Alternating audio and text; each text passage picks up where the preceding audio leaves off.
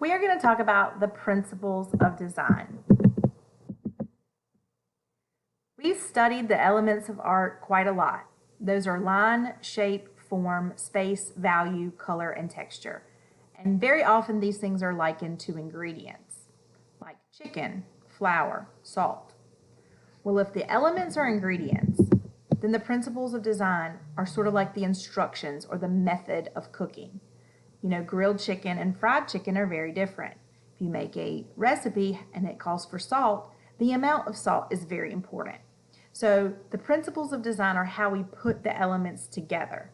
They are balance, emphasis, proportion, rhythm, pattern, unity, and variety. And we're going to start off with a pretty easy one, which is pattern. Pattern is when any element of art is repeated in an artwork.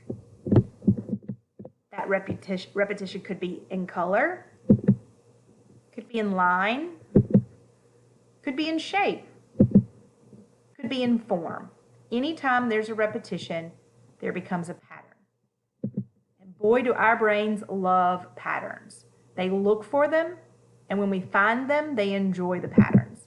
So when we see a pattern or when we put pattern in art, there's a sense of predictability and safety.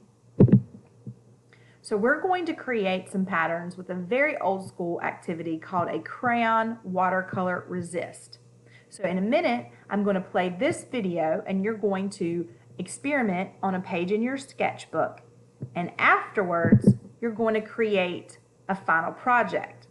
So when it's time to create the final project, I want you to fill up your page with your image, any subject matter.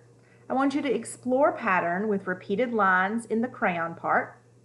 But I also want you to understand that you can create patterns in other ways with color, shape, and other elements, not just with the crayon and with line. And then you're going to upload your finished piece into Canvas. So let's experiment with watercolor resist.